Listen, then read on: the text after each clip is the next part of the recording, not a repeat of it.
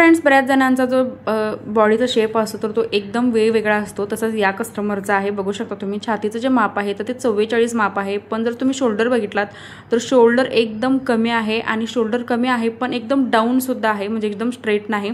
तर अशा लेडीजला जे आहेत, कस्टमरला जे आहेत, आपल्याला कशा पद्धतीचं जे शोल्डर आहे तर ते टाकायचं आहे किंवा कशा पद्धतीने जे मुंड्याचा शेप आहे जेणेकरून व्यवस्थित बसेल। आता यांचा जो प्रॉब्लेम होता तो शोल्डरचा होता, तो अगदी व्यवस्थित झालेला आहे। बघू शकता तुम्ही ब्लाऊज शोल्डरमध्ये कुठेही ब्लाऊज जे आहे पडत वगैरे नाही। आता बऱ्याच कस्टमरचं जे शोल्डर आहे तर ते व्यवस्थित असतं आणि जे काही असे कस्टमर असतात वयस्कर असतात त्यांचं जे शोल्डर आहे तर ते डाऊन असतं, तर त्यावेळी आपल्याला माप जे आहे कसं टाकायचं असतं कटोरीचं तर ते आजच्या व्हिडिओमध्ये आपण बघणार आहोत। जो व्हिडिओ जो आहे एकदम शेवटपर्यंत बघा।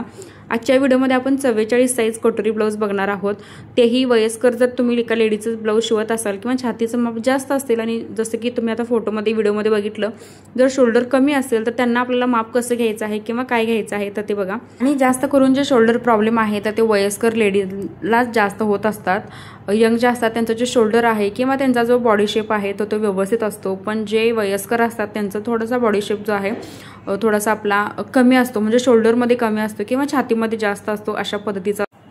आता सगळ्यात आधी आपण पेपर घेतलेला आहे आणि पेपरवरती आपल्याला 44चं जे माप आहे तर ते टाकायचं आहे। आता सगळ्यात आधी ब्लाऊजची पूर्ण उंची आपल्याला घ्यायची आहे, जी की मी 15 + 1 इंच 16 इंच उंची घेतलेली आहे।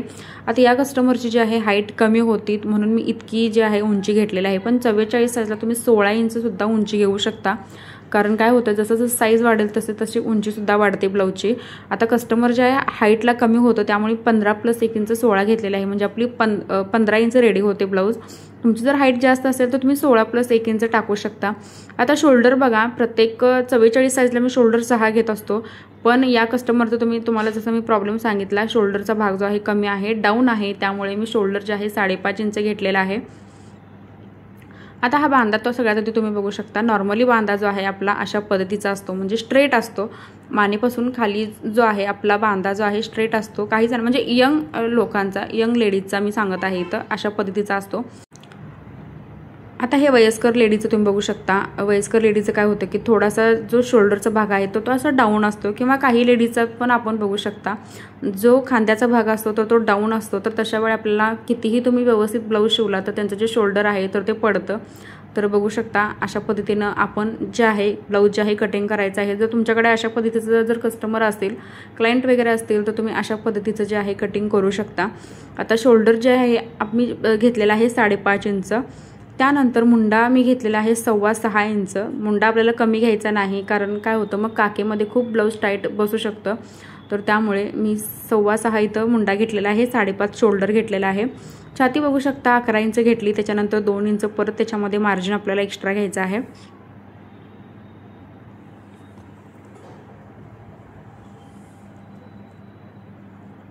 कमर जे आहे तर ती कमर आली होती 10 इंच, तर 10 + 2 इंच कमरेमध्ये सुद्धा आपण मार्जिन वाढवून घ्यायचं आहे।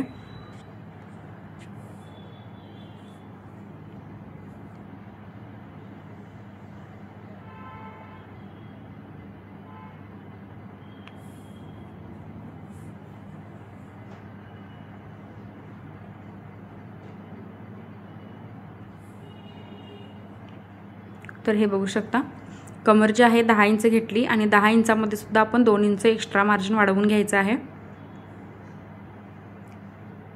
आता जसं की छाती आणि कमर जे आहे दाखवल्याप्रमाणे आपण जोडून घ्यायची।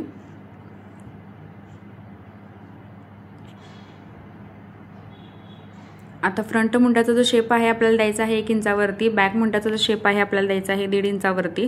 आता या कस्टमरला हा प्रॉब्लेम होत होता की त्यांना फ्रंट मुंड्यामध्ये खूप फुगा वगैरे येत होता। सो आपण जर त्यांना तो प्रॉब्लेम होत असेल तर इथं बघू शकता मुंड्याचा शेप आपल्याला कशा पद्धतीने द्यायचा आहे।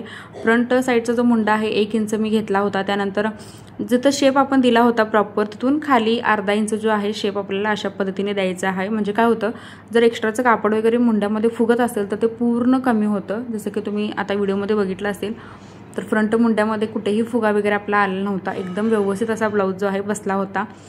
आणि फ्रंट सुद्धा बघू शकता, फ्रंट मुंड्याचा शेप सुद्धा आपल्याला दाखवल्याप्रमाणे द्यायचा आहे आणि बॅक मुंड्याचा शेप सुद्धा आपल्याला अर्धा इंच डाऊन खाली करायचा आहे। आता जी गळारुंदी अशा लेडीजला काय करायचं आहे, आपण कमी घ्यायची आहे। जसं की मी 2 इंच घेतलेली आहे गळारुंदी आणि पुढचा जो काही गळा आहे तो मी 6 इंचावरती घेतलेला आहे।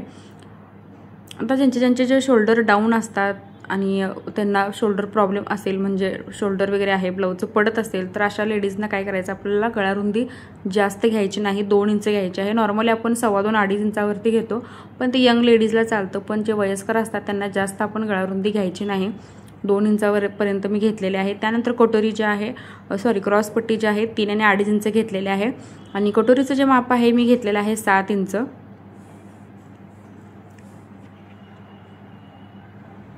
आता एक स्ट्रेट इथं लाईन मार्किंग करून घ्यायची आहे. त्यानंतर गळ्यापासून 1 इंचावरती आपल्याला कटोरीचा शेप देण्यासाठी 2 लाईन इथं मार्किंग करून घेतलेले आहेत. आणि अगदी सिंपल असं कटोरीचा जो शेप आहे तर तो आपल्याला द्यायचा आहे.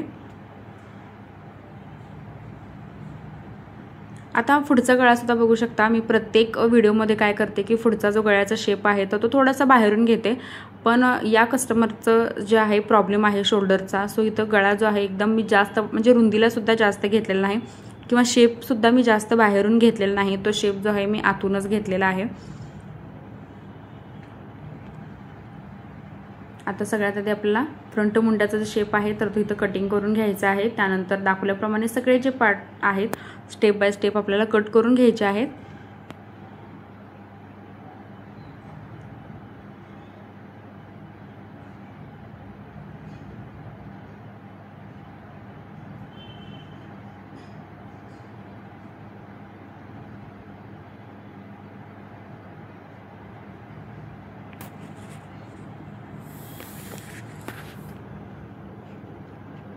तर हे बघा,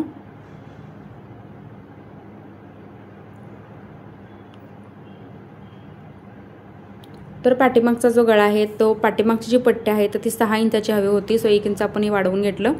आणि 8.5-9 इंचावरती आपण गळ्याचं जे मार्किंग आहे तर ते केलेलं आहे. गळासुद्धा जो आहे आपण बाहेरून शेप अजिबात घेतलेला नाही, तो आतूनच जो आहे शेप आपल्याला घ्यायचा आहे.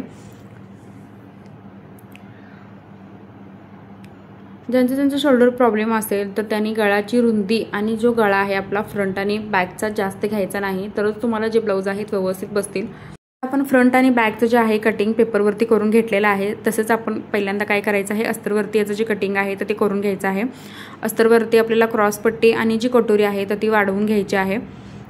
बाकीचं एक्स्ट्रा कोणतंच मार्जिन जे आहे आपल्याला यामध्ये घ्यायचं नाही, कारण बरेच वेळेला मला या पण कमेंट असतात की बॅक पार्टमध्ये तुम्ही एक्स्ट्रा मार्जिन घेत नाही. तर मी एक्स्ट्रा मार्जिन घेत नाही बॅक पार्टमध्ये, कारण जे टक्समध्ये कापड आहे मी एकदम कमी घेत असतो, त्यामुळे मी घेत नाही. तर बऱ्याच वेळेला त्याच्यावरती सुद्धा मला भरपूर कमेंट येत असतात. आता हा मुंड्याचा पार्ट इथं बघू शकता. मुंडा आपल्याला एकदम स्ट्रेट ठेवायचा आहे कापडावरती, तो क्रॉसमध्ये वगैरे अजिबात ठेवायचा नाही. कधीही मुंडा ठेवताना आपल्याला तो कापडावरती स्ट्रेटच ठेवायचा आहे. क्रॉसमध्ये आपल्याला कटोरीचं जे आहे मेजरमेंट ते ठेवायचं असतं.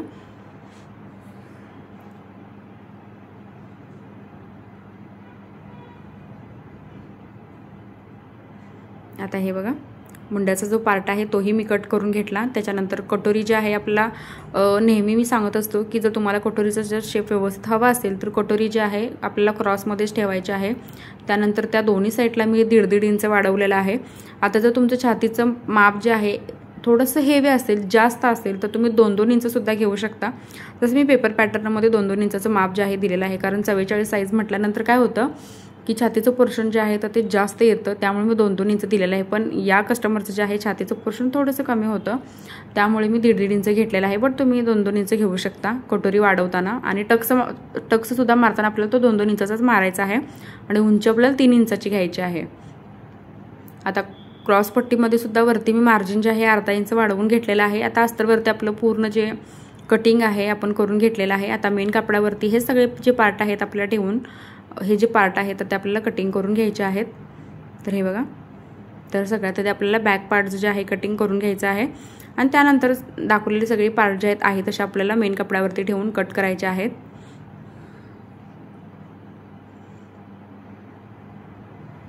तर स्लीवचं कटिंग जे आहे मी या व्हिडिओमध्ये दाखवलेलं नाही. स्लीवचे माझे बरेच असे व्हिडिओ आहेत मी चॅनलवरती अपलोड केलेले आहेत, हिंदीमध्ये सुद्धा आहेत आणि मराठीमध्ये सुद्धा आहेत. जर तुम्हाला सविस्तर स्लीवचं कटिंग बघायचं असेल तर ते व्हिडिओ तुम्ही माझे बघू शकता.